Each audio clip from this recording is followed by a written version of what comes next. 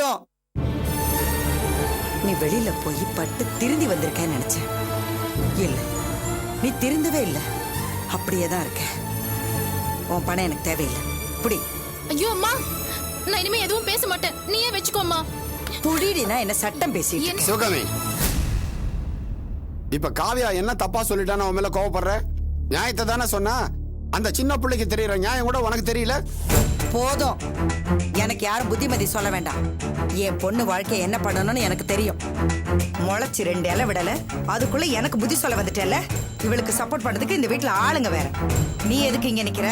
நீ இன்னும் கொஞ்ச நேரம் இங்க நின்னுட்டு இருந்த, உன் கையும் காலையும் கட்டி பாழுங்கடத்துல தள்ளுற மாதிரி அந்த ஏமாத்து குடும்பத்துல கொண்டு போய் தள்ளிட்டு வந்துருவாங்க. நீ வா வா.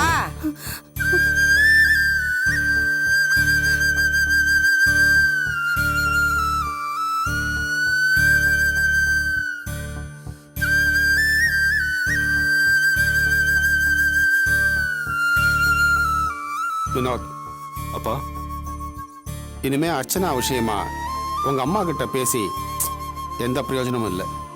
அவ ஆணி அடிச்ச மாதிரி ஒரே இடத்துல நிக்கிறா. அதனால அர்ச்சனா கிட்ட நாம நிலைமையை எடுத்து சொல்லி ஆகணும். நானும் அப்படிதான் நினைக்கிறேன். உங்க அம்மா இல்லாத நேரமா பார்த்து நாம அர்ச்சனா கிட்ட பேசுவோம். சரிப்பா. காவியா, உனக்கு தான் வேலையே இல்லையாம்மா? ஏதுமா இவ்வளோ பணம்? அது என்னோட சேவிங்ஸ்ல இருந்து எடுத்துட்டு வந்தேன்னா மளிகை கடைக்கும் கொடுத்த மாதிரி இருக்கும். நான் வேலைக்கு போறதா எல்லாரும் நினைச்சுப்பாங்க. அதான் இந்தாங்கண்ணா. தேங்க்ஸ்மா. எதுக்கு நான் தேங்க்ஸ்லாம் சொல்லிட்டு, இது என் கடமை. கொடுத்துடுங்க.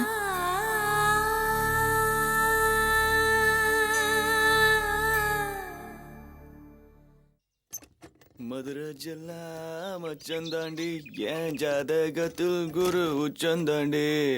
பட்டுக்கோட்டை சிட்டு நாண்டா, நீ பக்கம் வந்தா உன்னை வெட்டு வேண்டா. ஏதோ போல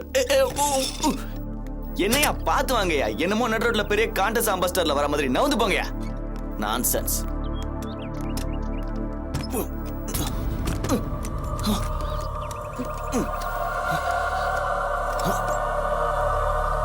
யோ, யார் நீங்க? எதுக்காக என் வண்டியை பிடிச்சிட்டு இருக்கீங்க? வைக்க கூடாத இடத்துல கைய வச்சல, அதனாலதான் வண்டியை பிடிச்சி நிறுத்தி வச்சிருக்கோம். என்னங்கப்பா, பழைய தமிழ் படத்து வில்லன் மாதிரி டயலாக் விட்டுட்டு இருக்கீங்க? நீ ஹீரோ மாதிரி லவ் பண்ண ஆரம்பிச்சல, இப்ப நாங்க உனக்கு வில்லன்டா. என்ன தைரியம் இருந்தா எங்க வீட்டு பொண்ண லவ் பண்ணுவ நீ? உங்க வீட்டு பொண்ணா? என்ன லவ்? எந்த பொண்ணு? ஏய், ரேவதியை லவ் பண்ணல, அவ பின்னாடி லோலோன்னு சுத்தல. ஏய், இவங்கிட்ட என்னடா பேச்சு? போடலாம். இருங்கப்பா, நானும் ரேவதியும் ஜஸ்ட் ஃப்ரெண்ட்ஸா தான் பழகிட்டு இருக்கோம். என்னடா பேசிட்டீங்க? தூக்குடா. சொன்னா கேளுங்க. யோ, இறங்கி விடுங்க. கால் கை எடுத்தா தான சரியா வரும். நான் சொல்றத கேளு. ஒரு நிமிஷம் நான் சொல்றத கேளு. ஐயோ, நான் சொல்றத கேளுங்க. ஆளுகால மாத்தி போடுங்க.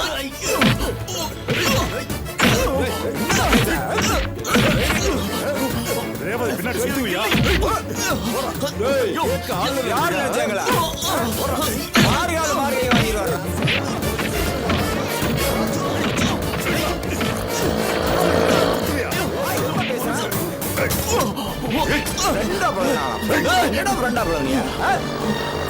போதும், விட்டுருங்கடா. உடஞ்சு போதும். வாங்கடா. வசு, வசு, எந்திரி. பாத்து வசு. ஏய், என்னாச்சு? யார் அவங்க? ஏன் ஒண்ணு அடிக்கிறாங்க? தெரியல. வசு, தெரியல. யாரு? ஐயோ, மெதுவா பாத்து எந்திரி. எந்திரி. அவங்க யாரு? எதுக்காக ஒண்ணு அடிச்சாங்க? உட்காரு. அவங்க யாருன்னு எனக்கு தெரியலப்பா. இதுக்கு முன்னாடி அவங்கள பார்த்தது கூட இல்ல. கொலவெறியோட போட்டு அடிச்சிட்டானுங்க. ரொம்ப பயங்கரமா அடிச்சிருக்காங்களே. எதுக்காக ஒண்ணு அப்படி அடிச்சாங்க? உங்க பேரை சொல்லி சொல்லி அடிச்சானுங்க. என் பேரு சொல்லியா? உங்க பின்னாடி சுத்துவியா சொல்லு சொல்லுன்னு சொல்லி அடிச்சானுங்க. அவங்க என்ன அடிச்சது கூட வலிக்கலங்க. ஆனா உங்களை லவ் பண்றேன்னு சொன்னாங்கல்ல, இங்க வலிக்குதுங்க. உங்க ரேஞ்ச் எல்லாம் எங்க? என்னோட ரேஞ்ச் எங்க? நான் போய் உங்களை லவ் பண்ண முடியுமா? உங்களை லவ் பண்றதுக்கு எனக்கு என்ன தகுதி இருக்கு? வானத்தை அண்ணாந்து பாக்குற உயரத்துல நீங்க இருக்கீங்க. பூமிக்கு கீழே குனிஞ்சு பாக்குற பள்ளத்துல நான் கிடக்கிறேன்.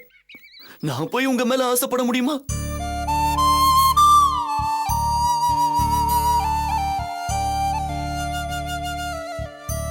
அம்மா. கடைக்கு கடை வாட்டர் கேன் போடுற ஒரு சாதாரண கூலிக்காரன் தான். ஆனா வசதியான குடும்பத்தை சேர்ந்த பணக்கார பொண்ணு நீங்க. உங்களை போய் நான் லவ் பண்ண முடியுமா? உங்க அழகு என்ன, உங்க டிக்னிட்டி தான் என்ன, ஆதரவற்ற குழந்தைகளுக்கெல்லாம் உதவி செய்யற உங்களோட பெருந்தன்மை தான் என்ன. அவ்வளவு ஏங்க? நாங்க குடிக்கிறதுக்கு தான் இந்த தண்ணியை யூஸ் பண்றோம், நீங்க அதை குளிக்கிறதுக்கு யூஸ் பண்றீங்க. என்னோட 1 மாச சம்பளம் தான் உங்க வண்டிக்கு 1 மாச பெட்ரோல் செலவு. இந்த லட்சணத்துல வாழ்ந்துட்டு இருக்கிற என்ன போய் உங்களை லவ் பண்றேன்னு சொல்லி அடிச்சிட்டாங்களே, தாங்கிக்க முடியலங்க என்னால. காதலிக்கிறதுக்கு நீங்க சொன்ன எந்த தகுதியும் தேவையில்லை வாசு. நல்ல மனசு இருந்தா போதும். தகுதியை பார்த்து வரதில்ல காதல், மனசை பார்த்து வர்றதுதான் காதல். நீங்க என்ன சொல்றீங்க? காதலிக்கிற தகுதி உங்களுக்கு இல்லைன்னு ஏன் நீங்களே நினைக்கிறீங்க? உங்களுக்கு அந்த தகுதி இருக்கு. என்ன சமாதானப்படுத்துறதுக்காக என் மேல பரிதாபப்பட்டு தான் நீங்க இப்படி எல்லாம் பேசுறீங்க. இல்ல வாசு, பரிதாபப்பட்டு வரத்துக்கு பேரு காதல் இல்ல, அது அடிமனசுல இருந்து வரணும். என்னை காதலிக்கிறதுக்கான எல்லா தகுதியும் உங்களுக்கு இருக்கு.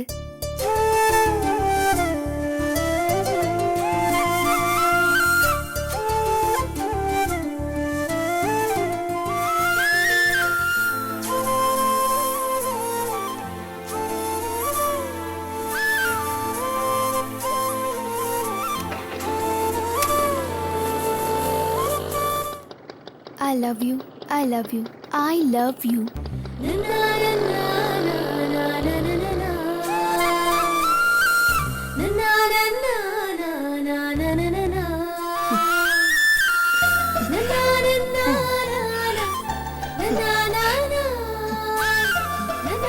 ஐயோ ஐயோ, ரேவதி என்ன லவ் பண்ணிட்டா. ரேவதி என்ன லவ் பண்ணிட்டா. ஐயோ, ரேவதி என்ன லவ் பண்ணிட்டா. ஐயோ, ரேவதி என்ன லவ் பண்ணிட்டா.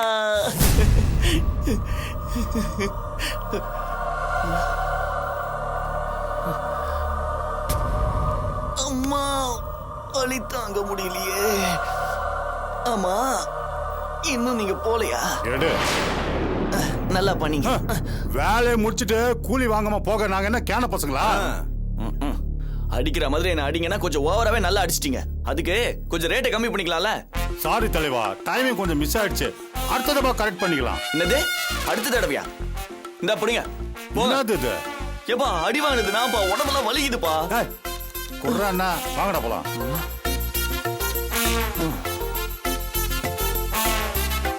ஒரு வழியா எப்படியோ டிராமா போட்டு ரேவதி வாயால ஐ லவ் யூன்னு சொல்ல வச்சுட்டேன். அடுத்த ஸ்டெப் தான். அம்மா, காதலுக்காக என்னெல்லாம் செய்ய வேண்டியிருக்கு. I love you love you love you சொன்னாலே.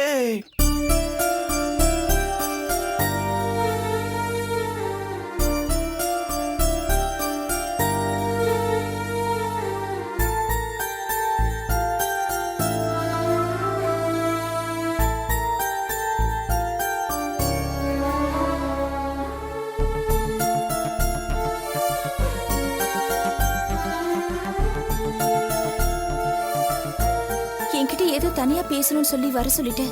இப்படி ஆளாளுக்கு எதுவுமே பேசாம இருந்தா எப்படி? என்ன விஷயம் சொல்லுங்கப்பா. அது இவ்வளோ நாளா இந்த வீட்டில் நடக்கிறதெல்லாம் நீயும் பார்த்துக்கிட்டு தான் இருக்க. கல்யாணமாகி இவ்வளோ நாளாகியும் நீ நம்ம வீட்டிலே தான் இருக்க. நீ உன் புருஷன் வீட்டில் போய் சந்தோஷமா வாழணும்னு உங்க அம்மா மனசுல தோணவே இல்லையம்மா?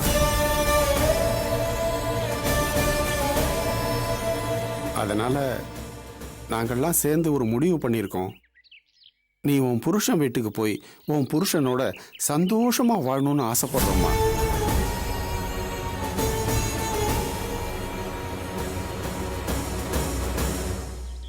உங்க அம்மா சொல்ற மாதிரி செல்வம் ஒன்றும் தப்பான ஆள் கிடையாதுமா. நாங்க நேர்ல போய் விசாரிச்சு தெரிஞ்சுக்கிட்ட உண்மை இது. நீ செல்வத்து கூட சேர்ந்து வாழ்ந்தாதாம்மா உன் வாழ்க்கை நல்லா இருக்கும் அர்ச்சனா.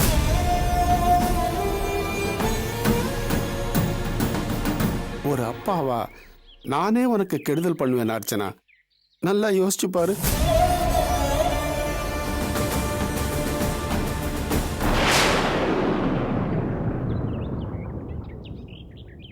அப்பா தான் இவ்வளவு தூரம் சொல்றாருல்ல, அவர் மேலயும் எங்க மேலயும் உனக்கு நம்பிக்கை இல்லையாமா? நாங்கெல்லாம் எவ்வளவோ பேசி பார்த்துட்டோமா. ஏன் அது உனக்கே தெரியும். அம்மா தான் அதை புரிஞ்சிக்காம தாம் பிடிச்ச முயலுக்கு 3 காலுன்னு பிடிவாதமா இருக்காங்க. அதுக்காக உன்னை அம்மாவை எதிர்த்துக்கிட்டு போன்னு சொல்ல. நீ அம்மா கிட்ட ஒரு வார்த்தை புருஷன் வீட்டுக்கு போகணும்னு சொல்லுமா. மற்றதெல்லாம் நாங்க பாத்துக்கிறோம். நீ உன்னோட விருப்பு வெறுப்பு எதுவும் சொல்லாதனால அம்மா உனக்கு புருஷன் வீட்டுக்கு போக இஷ்டம் இல்லைன்னு நினைச்சிட்டு இருக்கலாம் இல்லையா? அதனால நீ அம்மா கிட்ட பேசிட்டேன்னா ஒரு பிரச்சனையும் இருக்காதுமா. உன்னோட வாழ்க்கை மட்டும் இல்லம்மா, உனக்கு பின்னாடி 2 தங்கச்சிங்க இருக்காங்க. உன்னால அவங்க வாழ்க்கையும் பாதிக்கப்பட்டிருக்கூடாது.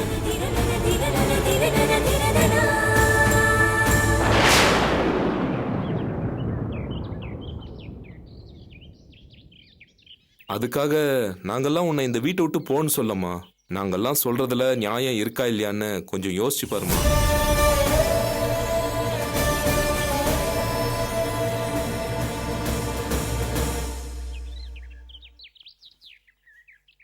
அர்ச்சனா, உன்னோட நான் வயசுல சின்னவதான். நான் உனக்கு அட்வைஸ் பண்றேன்னு தப்பா நினைச்சுக்காத.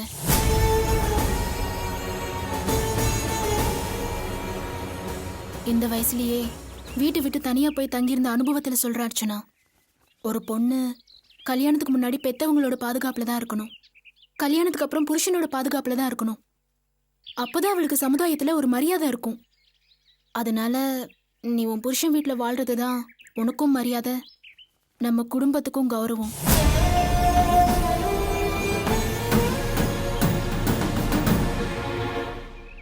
அடுத்து எனக்கும் பிரியாக்கும் கல்யாணம் ஆகும். நாங்க 2 பேரும் எங்க புருஷனோட சந்தோஷமா இந்த வீட்டுக்கு வந்துட்டு போற நேரத்துல நீ இப்படி தனிமரமா நின்னா நல்லா இருக்குமா? அம்மாக்கு அதை பார்த்தா மனசு கஷ்டமா இருக்காது? கொஞ்சம் யோசிச்சு பாரு அர்ச்சனா.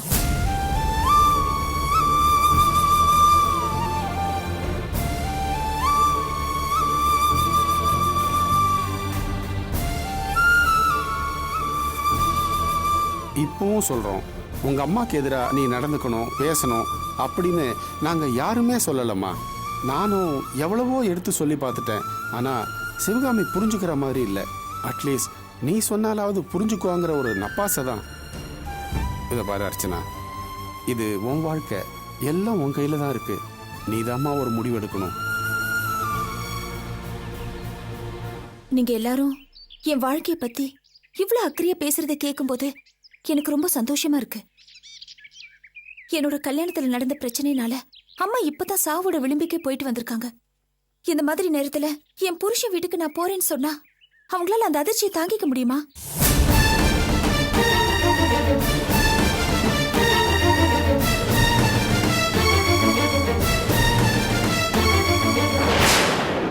ஒருவேளை நீங்க சொல்ற மாதிரி நான் அம்மா கிட்ட கேட்டு அம்மாவும் எனக்கு இதுல சம்மதம்னு என்ன அனுப்பிச்சு வைக்கலாம். ஆனா அது பரிபூர்ண சம்மதமா இருக்காது. நான் கேட்டுட்டேங்கிறதுக்காக சொல்ற சம்மதமா இருக்கலாம். அப்படி அவங்க விருப்பம் இல்லாம நான் புகுந்த வீட்டுக்கு போய் என்னால அங்க சந்தோஷமா வாழ முடியுமா சொல்லுங்க?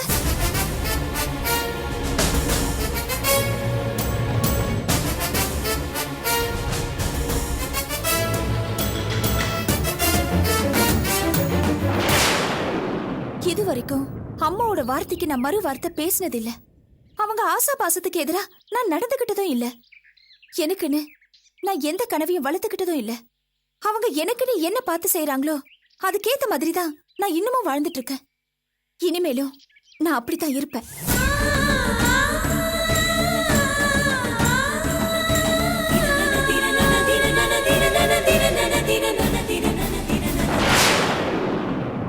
சின்ன வயசுல இருந்தே அம்மா பேச்சு கேட்டு வளர்ந்தவனா. அம்மா சொன்னதான் கோயிலுக்கே போவேன். புருஷன் வீட்டுக்கு அம்மா சொல்லாம எப்படி போக முடியும்?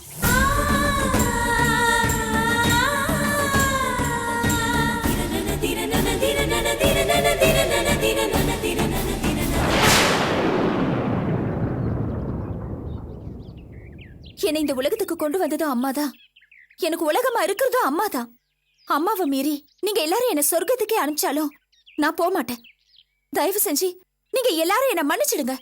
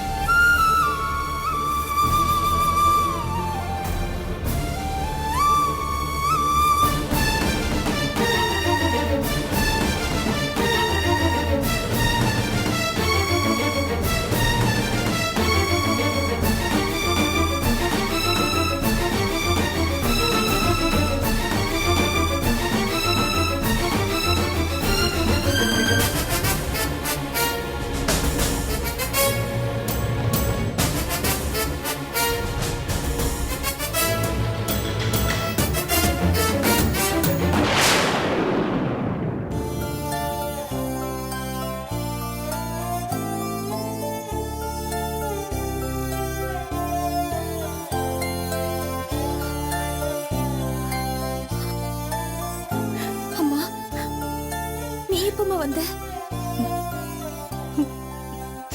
கேட்டுட்டேன், எல்லாத்தையும் நான் கேட்டுட்டேன். இப்படி ஒரு பொண்ணை பெத்துக்கிறதுக்கு நான் நிறைய புண்ணியம் பண்ணிருக்கணுமா? இல்லம்மா, உனக்கு மகளா பொறுக்கிறதுக்கு நான் தான் புண்ணியம் பண்ணிருக்கணும். இதே வேற எந்த பொண்ணா இருந்தாலும் அவங்க 3 பேரும் பேசின பேச்சுக்கு போயிருப்பாங்க.